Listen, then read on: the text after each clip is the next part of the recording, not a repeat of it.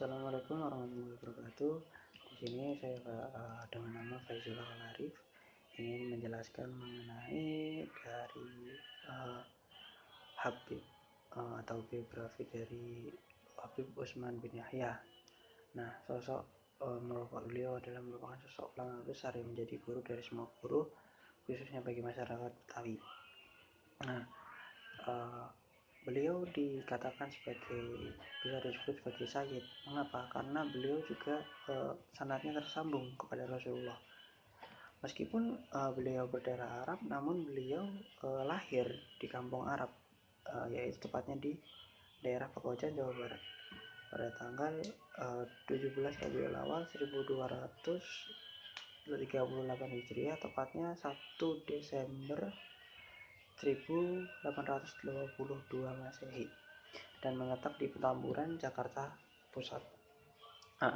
Nama lengkap beliau ini adalah Al-Habib Utsman bin Yahya bin Aqil bin Syekh bin Abdurrahman bin Aqil bin Ahmad bin Yahya. Ayahnya adalah Abdullah bin Aqil bin Syekh bin Abdurrahman bin Aqil bin Ahmad bin Yahya, sedangkan ibunya adalah Aminah binti Syekh Abdurrahman Al-Misri. Nah, Habib Utsman ini diangkat menjadi mufti setelah 20 tahun menimba ilmu di 10 negara, dan kembali ke Betawi setelah dari Mekah, yaitu pada tahun 1279 Hijriah di bulan Rabiul Awal, tepatnya pada abad pertengahan. Nah, mufti, perlu kita ketahui bahwa mufti di sini adalah orang yang mengeluarkan fatwa sebagai jawaban atas persoalan-persoalan umat manusia, khususnya ataupun umat Islam yang berkaitan dengan hukum Islam. Nah, sebagai seorang mufti, Habib Utsman ini dikenal sebagai orang yang berpengaruh. Karena kenapa? Karena beliau sangat produktif untuk menulis kitab menyangkut berbagai permasalahan agama. Kurang lebih ada 100 kitab yang telah ditulisnya.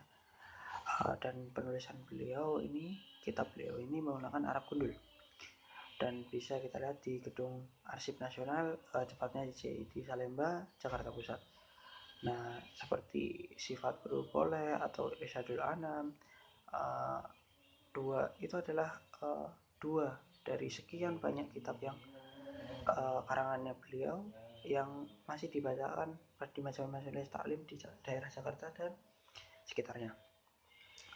Ketika Habib Utsman berumur 3 tahun, ayahnya kembali ke Makkah. Beliau diasuh belajar agama oleh kakeknya, ulama dari Mesir, dan pada usia 18 tahun beliau menyusul ke Mekah dengan untuk berhaji, lalu menetap di sana selama 7 tahun. Nah, di antara guru dari Sayyid Habib Utsman bin Yahya ini adalah Sayyid Ahmad Zaini Dahlan, di mana sebagai rujukan dari yang diajarkan banyak sekali di pesantren, kitab karangan dari Sayyid Ahmad Zaini Dahlan ini. Lalu Habib Utsman ini hijrah atau berpindah ke Hadramaut Yaman. Nah, beliau di sini di Hadramaut Yaman itu beliau mengkaji atau membahas, diskusi dan sebagainya dengan ulama setempat. Kemudian kembali lagi ke Makkah, terus ke Madinah, menuntut ke Al-Azhar, bertemu dengan Syekh Muhammad Al-Azhar. Beliau adalah seorang pengarang dari kitab Maulid Azhar yang banyak sekali dibacakan pada acara-acara Maulid di Indonesia. Nah, beliau belajar ke Mesir dan sempat menikah di sana, kemudian ke Tunisia, bertukar pikiran dengan mufti Tunis. Setelah dari Tunis, ulama bertemu dengan ulama Aljazair, di mana pada saat itu Aljazair sendiri adalah sebuah jajahan dari Perancis. Lalu pergi ke Maroko dan berbagai negara Maghribi. Di negara Afrika Utara, beliau memperdalam ilmu syariah dan melanjutkan perantarannya ke Syria, menemui ulama di negara tersebut, serta meneruskan ke Turki. Nah, pada saat ini Turki masih berbentuk kesultanan, yaitu Kesultanan Ottoman.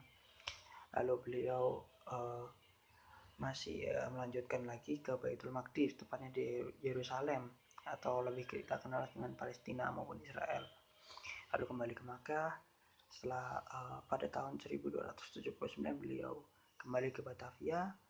Nah, dan diangkat menjadi mufti pada tahun 1289.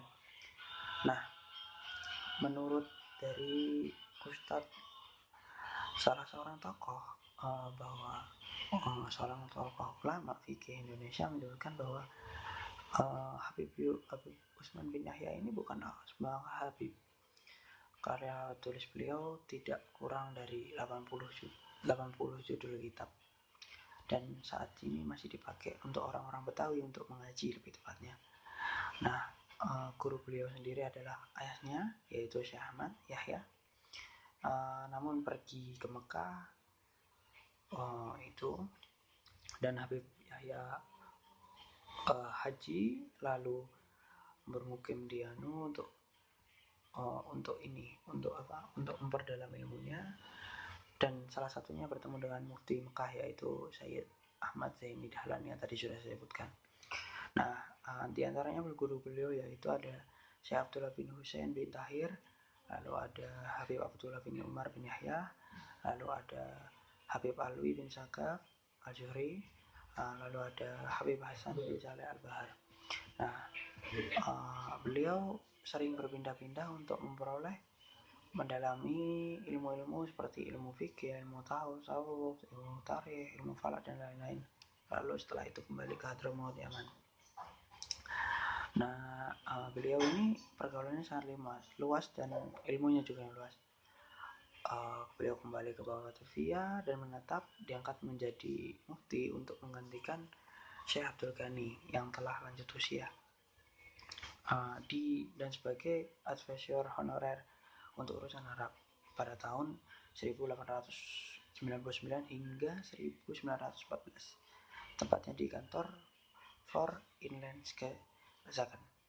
Nah, menceritakan sebelum menjadi mufti, beliau sama menjadi sebagai guru agama, yang dimana beliau bisa dibilang sebagai orang gurunya guru ataupun mualim, kiai ataupun tokoh agama dan sebagainya.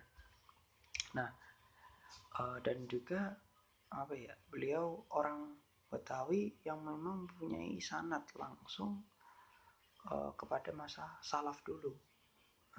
Kan semisal kita mengenal adanya Habib Ali Al-Habsyi Kuitang, yang menjadi gurunya dari Kiai Abdullah Syafi'i, yaitu dari perguruan Asyafi'iyah, maupun At-Thahir Rohili dari perguruan Thahiriyah. Nah, kedua kiai ini memiliki guru, yaitu sebagai Habib Ali Al-Habsyi Kuitang. Nah, Habib Ali Al-Habsyi ini adalah salah satu murid dari Sayyid Utsman. Contohnya yang lain adalah Kiai Haji Mansur, terus di Yusuf Mansur Nego. Nah, itu mungkin bisa ada yang pernah mengatakan bahwa beliau adalah cicitnya dari Kiai Sayyid Utsman bin Yusuf Niki.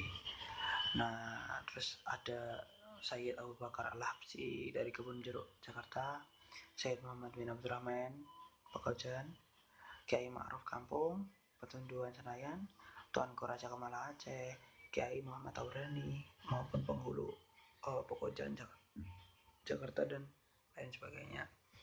Nah, karena kedekatannya,